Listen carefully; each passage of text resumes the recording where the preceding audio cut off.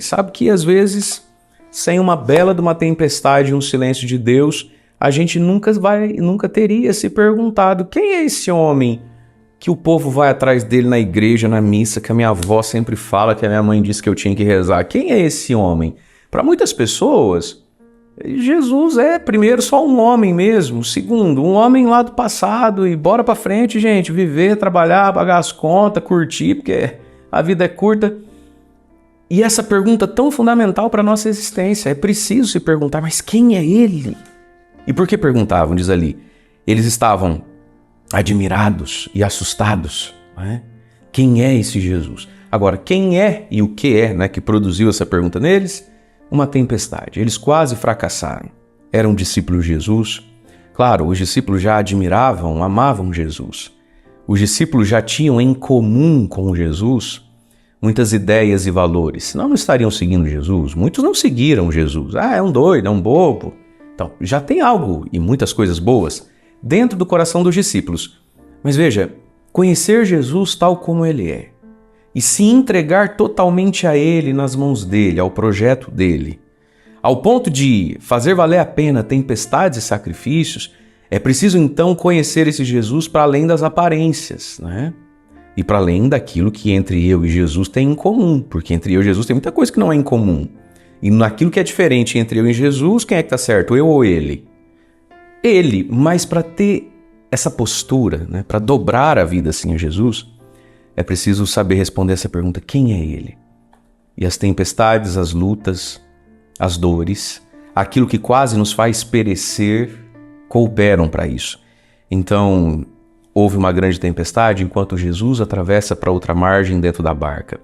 Aqui está a imagem daqueles que, seduzidos e encantados pela palavra de Cristo, né, alimentados pela sua palavra, desejam segui-lo e entram numa barca chamada igreja. Essa barca de Pedro é a imagem espiritual da igreja, que está indo para outra margem, para a vida eterna, atravessando o mar da vida, o mar da história. E às vezes mais, às vezes menos, mas nunca sem, temos as tempestades pessoais, né? Mas temos as tempestades eclesiais. Eu vivo tempestades enquanto pessoa, mas a igreja também vive essas tempestades. Às vezes até eu estou até em paz, mas a minha barca, a minha igreja, essa estrutura visível na terra, está passando a tempestade do escândalo, do fracasso, da perseguição, das contrariedades. E no momento da dor, da tempestade, a gente tem que rezar: Senhor, salva-nos, estamos perecendo. Acordar Jesus, ir até Ele, né? Pedir o socorro dEle, né? E eles vão em grupo, né? Eles não vão sozinhos, eles vão, aproximaram-se e o acordaram. Eles fizeram isso no plural, né?